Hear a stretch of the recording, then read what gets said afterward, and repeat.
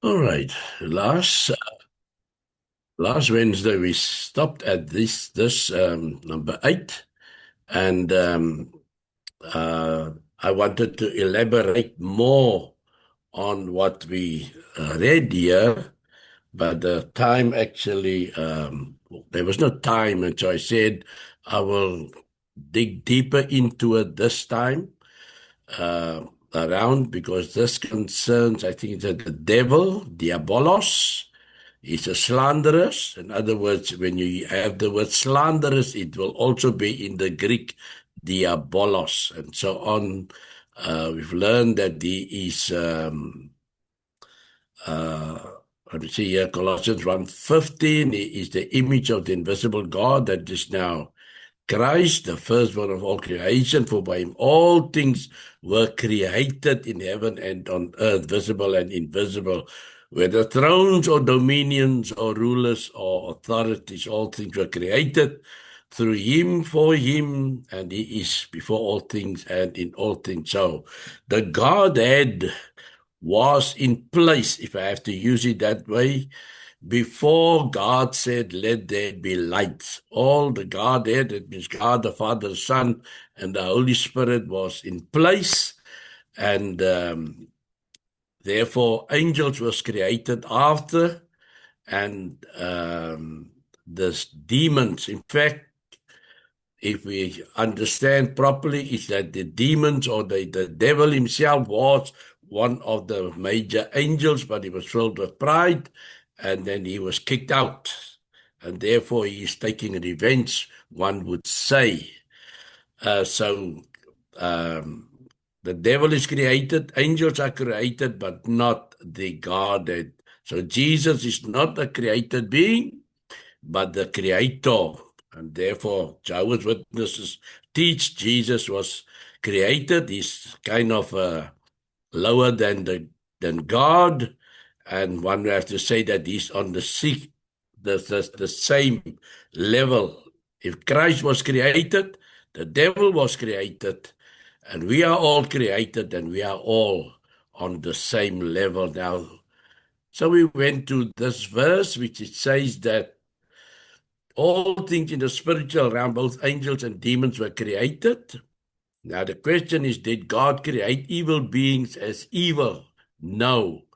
Now, we went to James 1:13, which says, let no one say that when he is tempted, I'm being tempted by God, for God cannot be tempted with evil, and he himself tempts no one. So, because it is a long answer, I had to now use an extra um,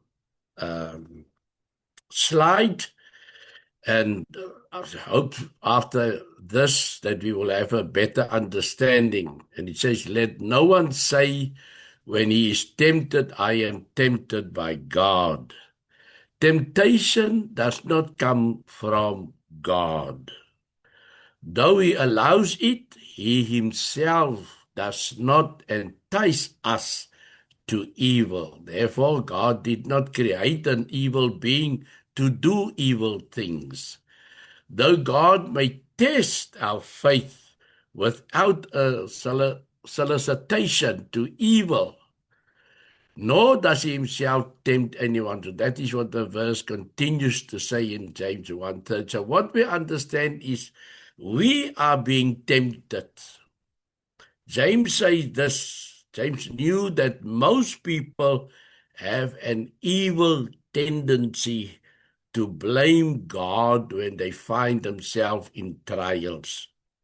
Yet by his very nature, God is unable to either be tempted in the sense we are tempted, as James will explain, nor does he tempt anyone. So God hates sin. There's no sin in him, and he will never tempt us to commit sin. But there is a nature in us that causes sin.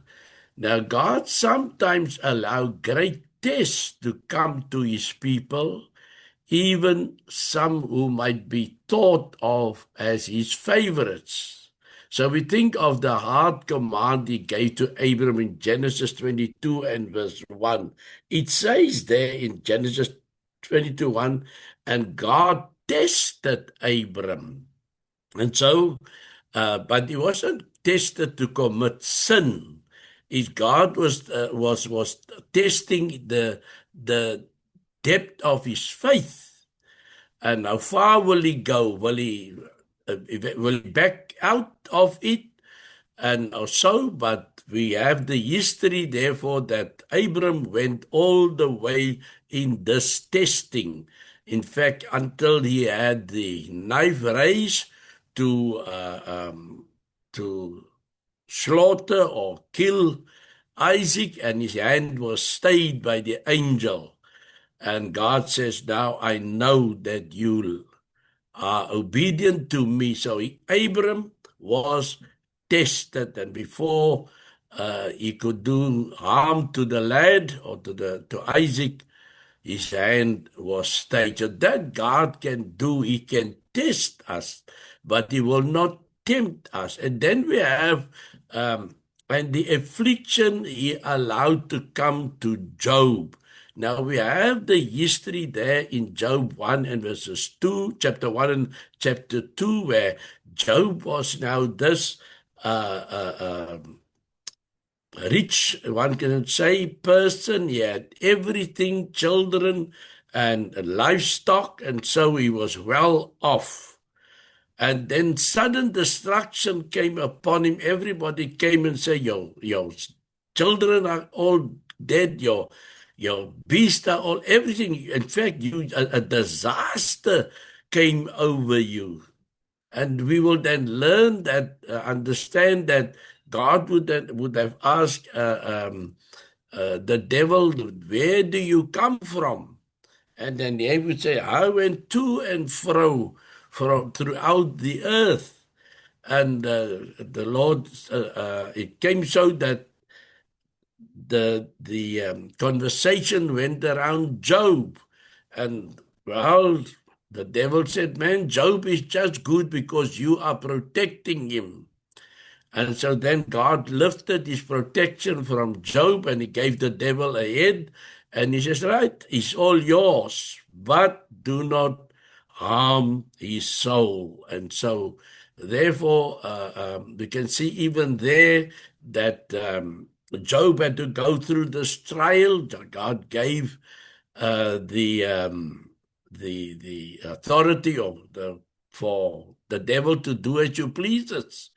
But still, I am in charge of all this. You shall not touch his soul, or you will not kill him. And we can see from the history of Job that he actually says, once was we just receive good? At one time he says, naked I came into the world, naked I will depart from this world. But all this is what the devil did to him, but Job did not sin, so to say, or raise his voice against God. Also, other times he may send tests as a form of judgment upon those who have rejected him, such as sending a spirit to bring deception. Now we have in 1 Kings chapter 22, verse 19 and 23, we have the evil king Ahab, and he wanted to go to war with a certain nation, but they asked Judah. Remember, they were now two separate countries, although they were brothers. Israel was idolatrous in worship, and Judah was worshiping Yahweh, but they were sliding towards the same way as Israel. At this time, Israel was still Israel. I can say, though they worshipped idols, they were still intact. No enemy yet against them, or like Sennacherib or so. But he asked Judah to accompany him to fight. And this King Judah said, man, I think it's Jehoshaphat. We don't just go into war. We must ask if it is God's will that we go into this war. And so he said, man, here is a prophet, but he's got no good word to say about me. And that was now the prophet Micaiah. And so they called out this prophet because the king of Judah said, no, we must inquire. And when Micaiah came, he was negative about it. He was prophesying negative against Ahab. We have, in fact, the high priest, which was also but a false high priest, smacked Micaiah and said, how dare you speak to the king like this? And somehow it happened that God now says, who will go to bring this message now to Ahab? And then a spirit said, I will go and deceive Ahab. And so it is then so that this spirit, not Micaiah, the prophet, but a spirit went to declare unto Ahab and all his prophets that you are going to see your end. So God used that, they say there, a spirit to deceive King Ahab. And it all went against him. And I think this is the time when he was also wounded. So, and then we have also like, or departing from a man and refusing to answer. 1 Samuel 28 verses 15 to 16. The King Saul was, he lost his kingdom already because David was already anointed king over Israel. But Saul still had to rule out his term, let me put it like that. And but David was waiting in the wings till he will become. And so it happened that Saul was in war with the Philistines, and he became fearful. But Saul earlier on killed off all the fortune tellers. Let me use that word, or the medium. They use the word now, medium, in 1 Samuel 28, verse 15 and 16, where Saul went to a house and he disguised himself and he says, man, I want you to call up Samuel. And then Samuel came up and said, why do you disturb me? And so to say, Samuel just left him. Don't disturb me. I'm dead. You'll fight your own battles. You did what was wrong in the eyes of God. So God did not, when he spoke to God, God did not answer him. And neither did Samuel want to answer to him. So you can see in all this that there is things that God would allow or do, but he does not tempt you to sin. It's because of King Saul's own problems that he was in this predicament. It was King Ahab's own problems that he was in that predicament. It's not the same with Job. It was not because of his unfaithfulness, but God allowed the devil and said, look, see what you can do. And but Job in all that did not turn his back on God or sinned even. I mean, I think his wife said, why don't you just bless God and die, so to say? But in a way, swear God, because how can he let you suffer this way when you've been such a good servant to him? So let no one say when he is tempted, I am tempted by God, nor does he himself tempt anyone. Let's go to the next slide. But he says, but each one is tempted when he is drawn away by his own desires. We now in verses 14 of James 1. And each one is tempted when he is drawn away by his own desires and enticed.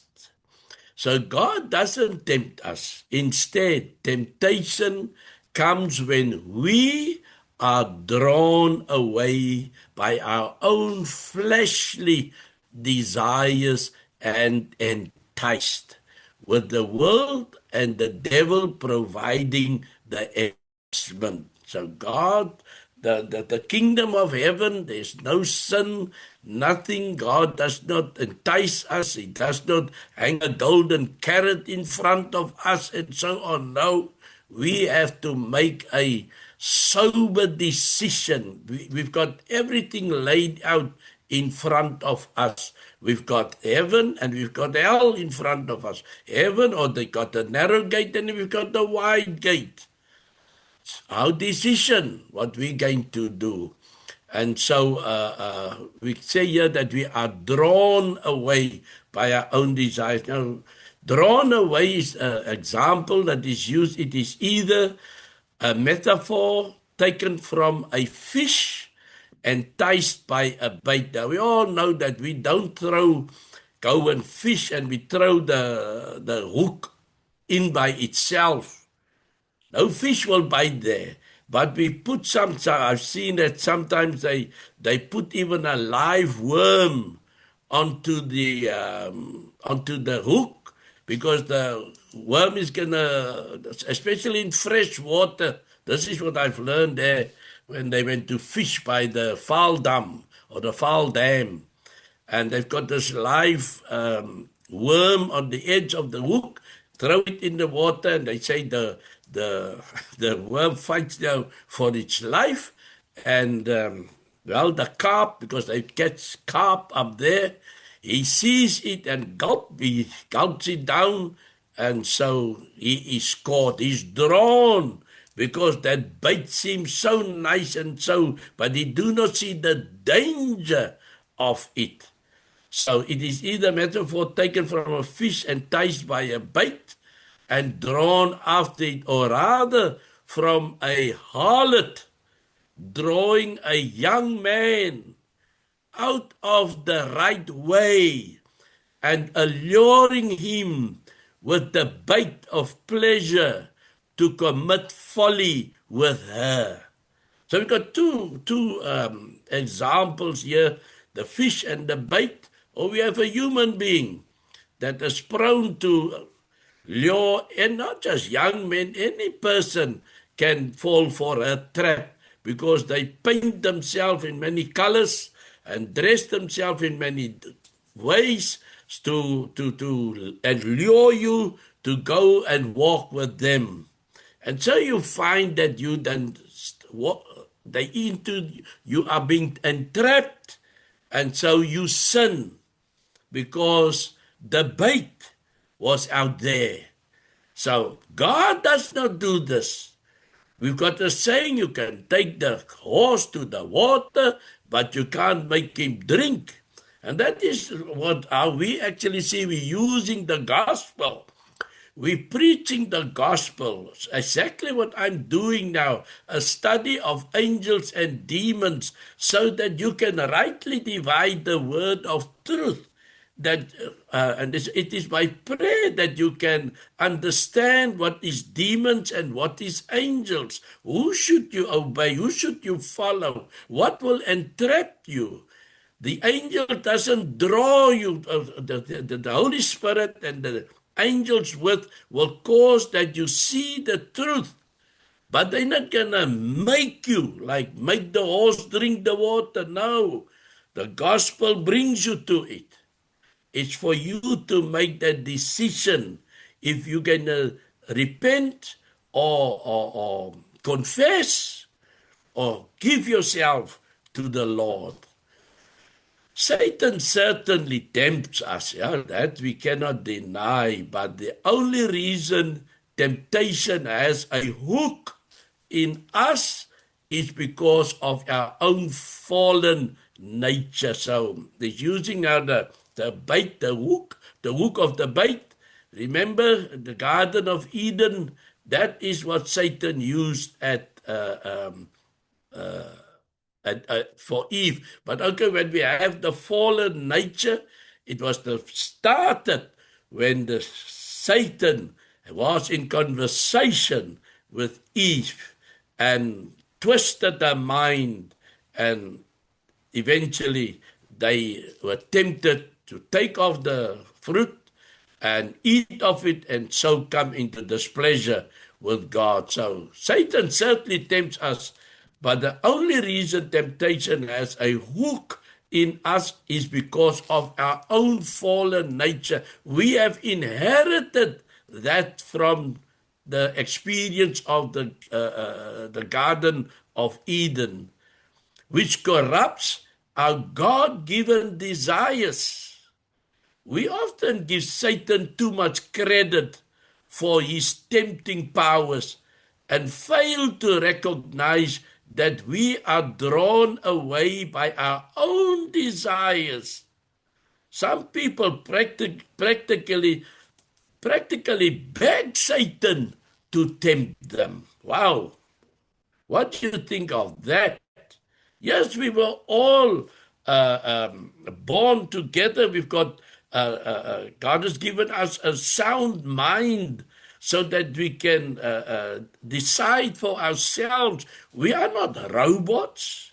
We are not, I know when we watch the movies and we look at all the robots and what the robots can do and so on, we can always hear the people say, we are scared these robots may start to think by themselves.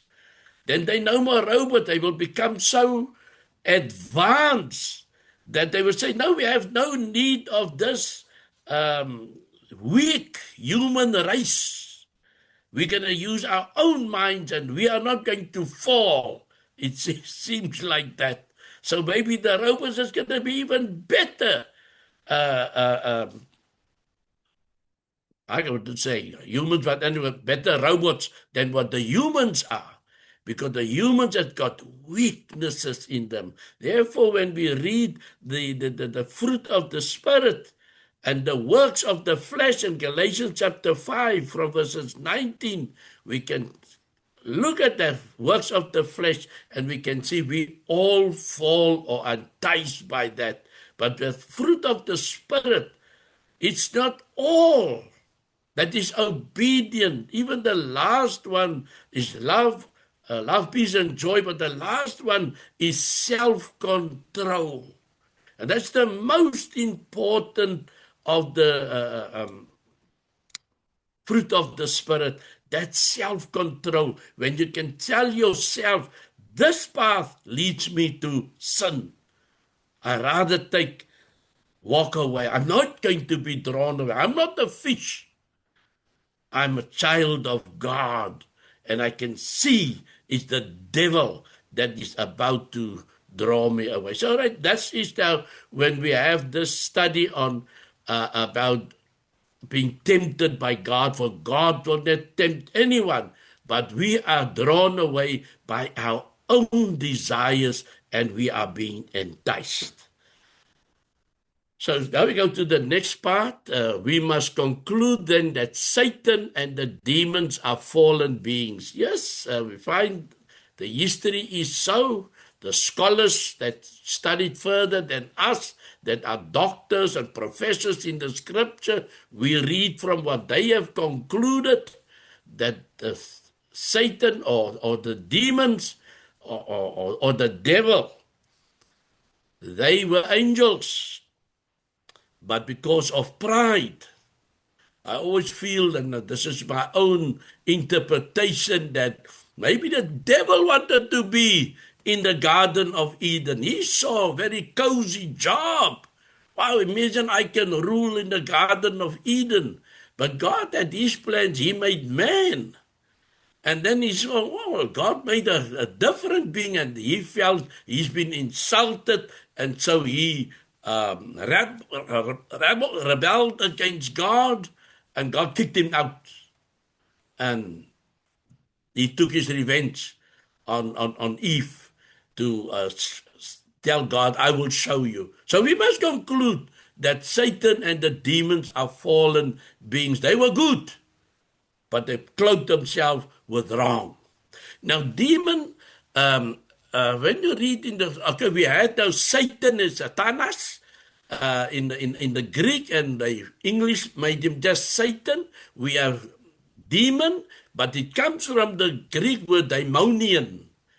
And daimonian is also a word that is used in a sense that is a kind of a deity, or is a heathen god, or is a minor divinity. If we go to the scripture, let's just read Acts 17 and verse 18. Some of the Epicureans and Stoic philosophers also conversed with him. That is now with Paul, the Apostle Paul, on his missionary journey. And some said, "What does this babbler wish to say?" Others said, "He seems to be a preacher of foreign divinities." Now, that word foreign divinity in the Greek, they would say he seemed to be a preacher of daimonian, because he was preaching Jesus and the resurrection. That's what Paul was doing, preaching Jesus and the resurrection. But they saw, the Stoics and the Epicureans, they saw it was another introduction to another sort of deity. I think I'd say, some Bibles would say a strange divinity. Some would say strange demons. Some say foreign gods. Or other gods of other deities. But that word foreign divinities, in the Greek, they will put there a preacher of dominion. So daimonian, actually dominion, daimonian. So that is the Greek word that they place in there. That means a lesser god, or a heathen god. And these people, these Stoics and these Epicureans, these were philosophers, and they were following, the Epicureans were following the guy, I think his name begins with Epicure or something like that. And the Stoics, they were, which would be termed Gnostics, and they had Gnostics mean learned men or wisdom. Gnosticism means wisdom, and so on. And so they were following these people's teaching. And but it was a confusion between, when the Apostle Paul would speak of the Holy Spirit, and that once you are filled with the Holy Spirit, you must walk in the goodness of life. And these people was of, no flesh can be good.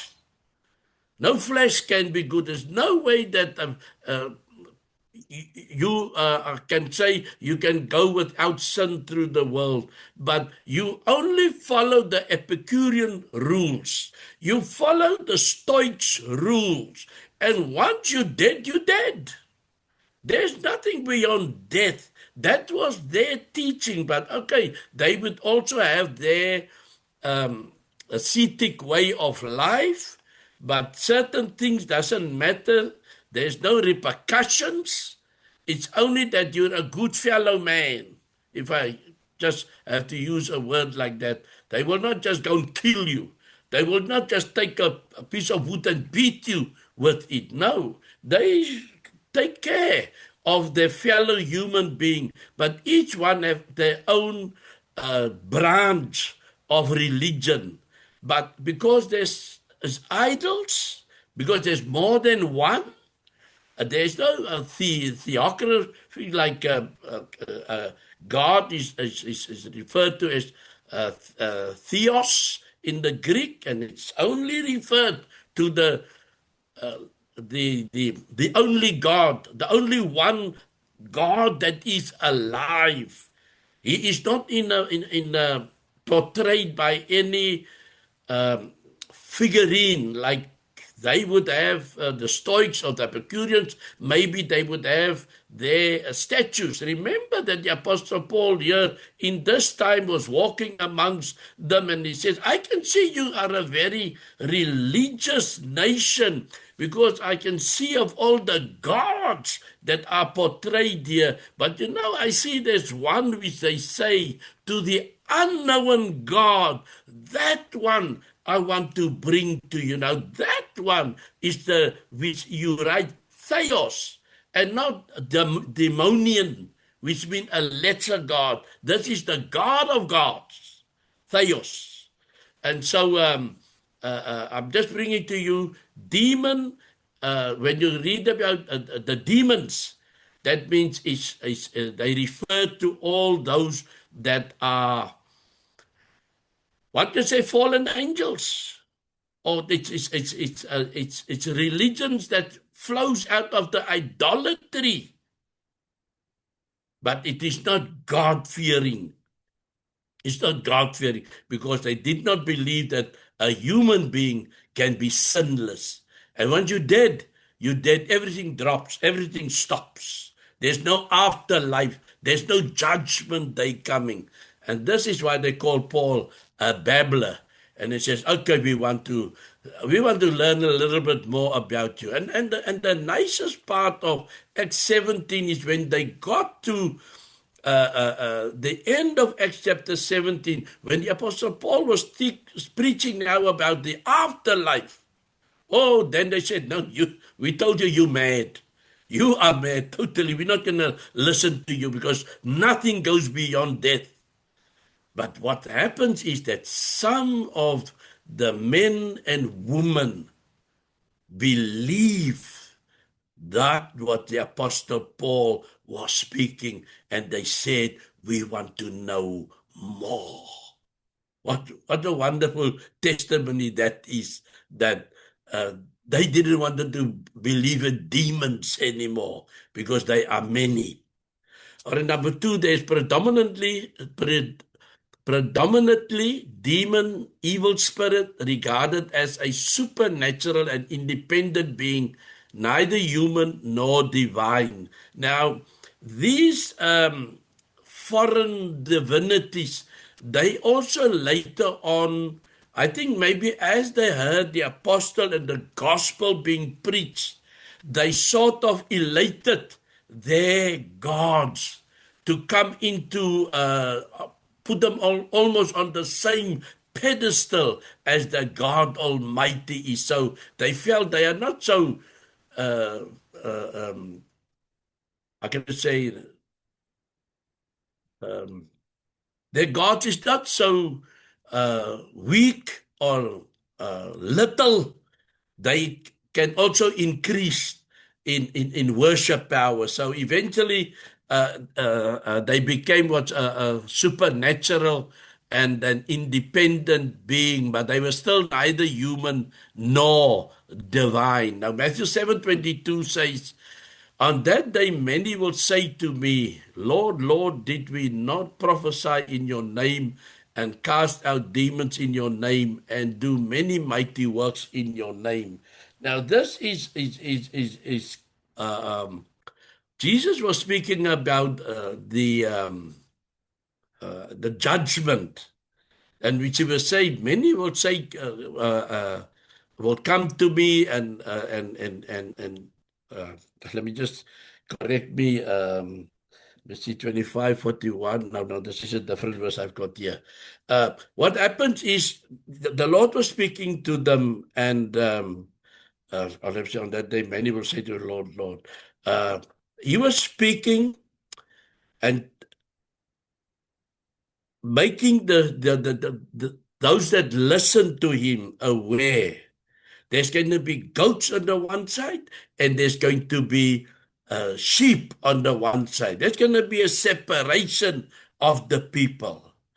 And there were some that would then come, and then they would say, on that day when the separation comes, some will say, Lord, Lord, did we not prophesy in your name and cast out demons in your name and do many mighty works in your name? Now, this casting out demons is, as we heard about Epicureans and Stoics, many of the Jews were falling to the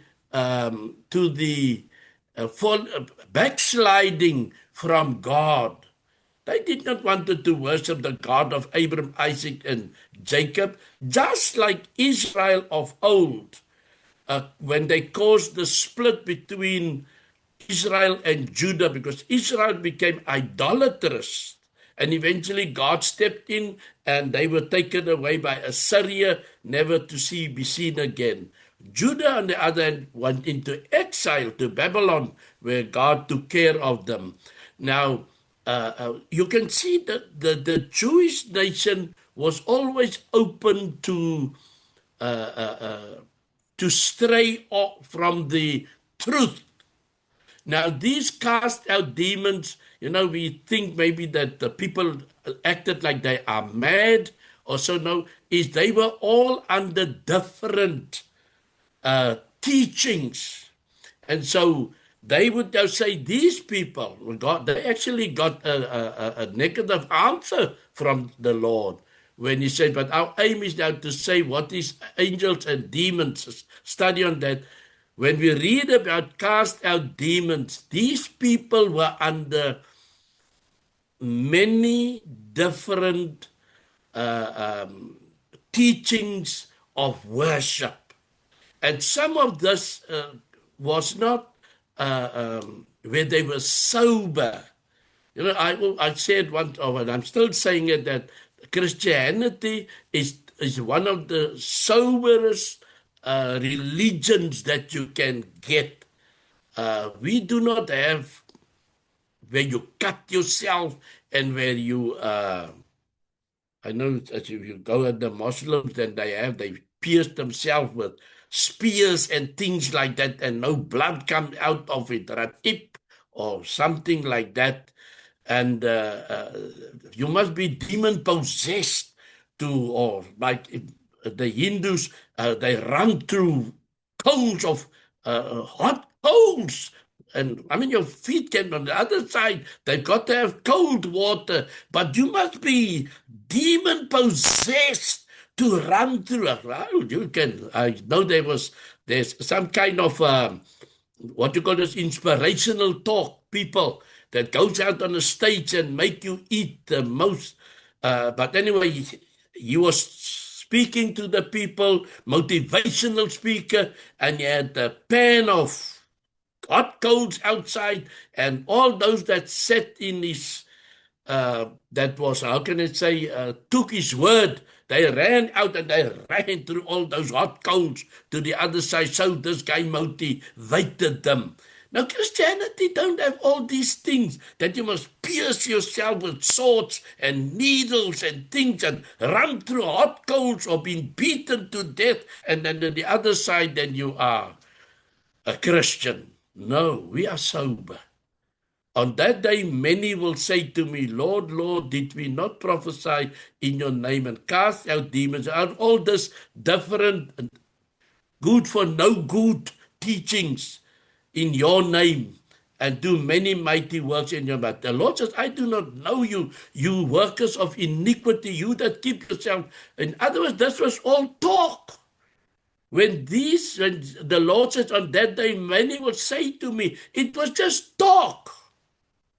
But they was nowhere near the truth. That's what Jesus told them. You workers of iniquity, or some would say, you workers of lawlessness, or maybe better to say, you workers without God, God Almighty. So that cast out demons is because of not that these people say, well, maybe if you take too much these demons and you want to really satisfy them, you will maybe get off your head. But that is how I understand it is. Of all the teachings that went around, and because look at us today, we're not even satisfied with one church. Now we want the multi-club churches. We want up and down jumping. We want the best music. We want, you go into a church service, you don't know whether it's a disco or a worshiping service. There's so much, they paint it so much. And well, 2 Timothy chapter 4, it tells you many of them will not follow sound doctrine, but they will accumulate unto them preachers, because the ear want to be tickled. You preach what I want to hear. if I just have to go, I was just listening to, or reading this morning. There was kind of not a disagreement, but someone was not happy with somebody put a clip on the WhatsApp, and it was now music. Somebody that sang with music, and he felt that was not scripturally correct, and then it was a misunderstanding. And I was surprised to see that we didn't all stand behind the truth, or we did not all stand behind what the scriptures say. And it came to me then that we are all not on board. We are not all on board. And therefore, we do not shy away. We have to say, like the Apostle Paul says, I did not shy away by bringing to you the whole counsel of God.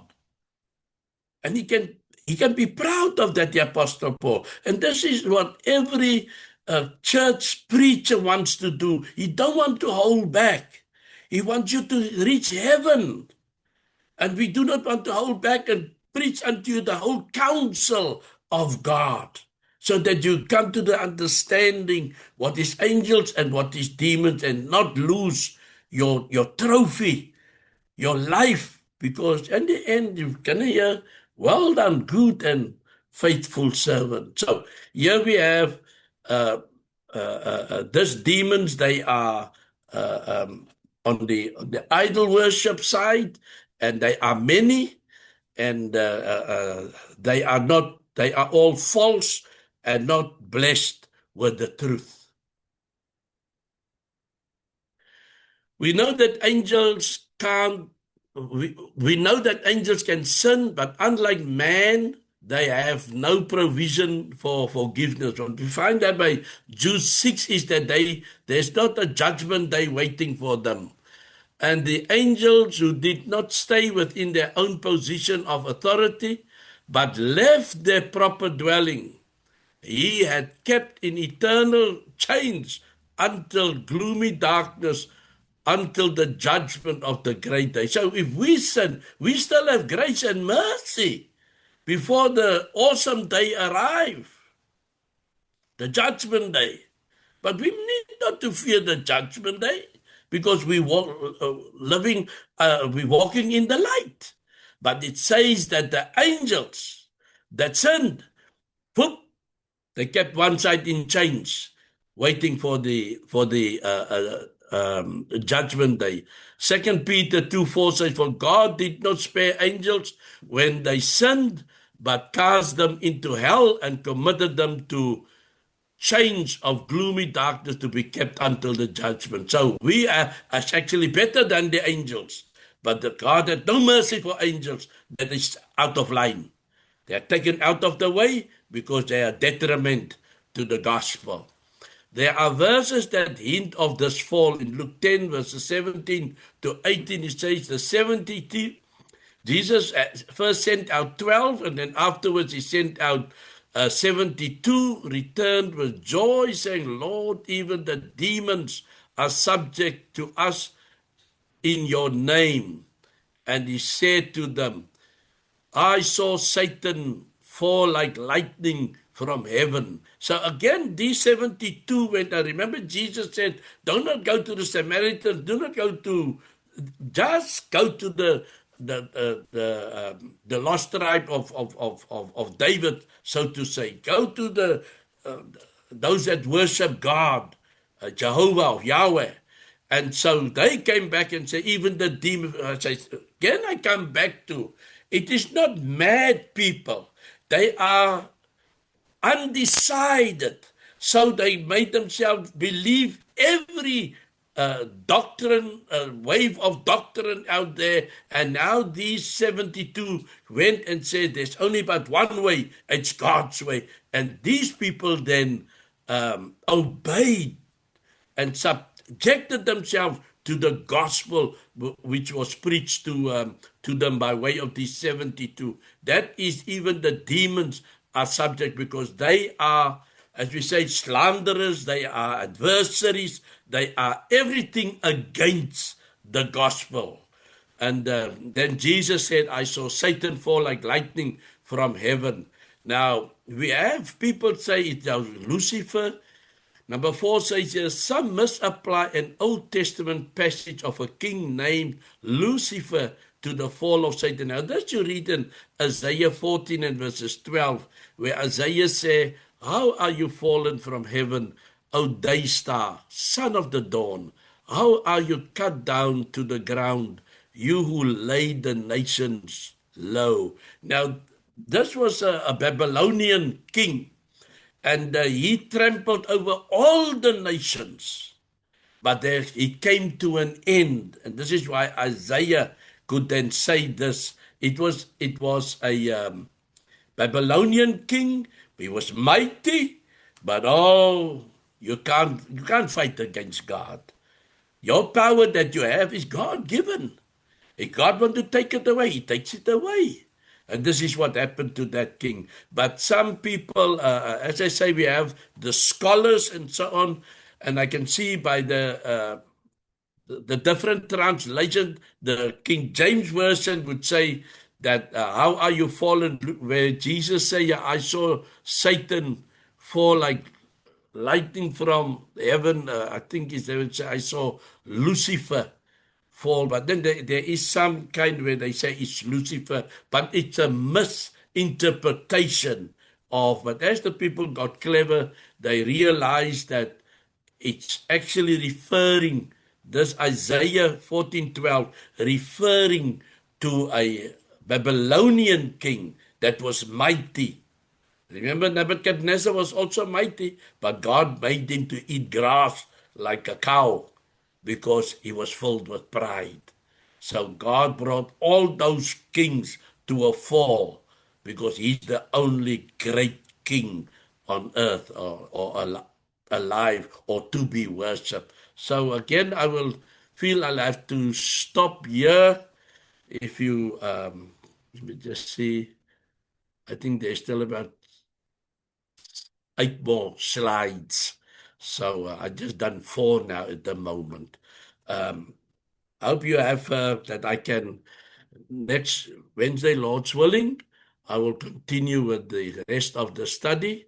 And as I say, when I do it, I read up and I want to explain everything to you. So God bless you. Thank you for giving me this time that I can speak to you and encourage you in the way that you should go.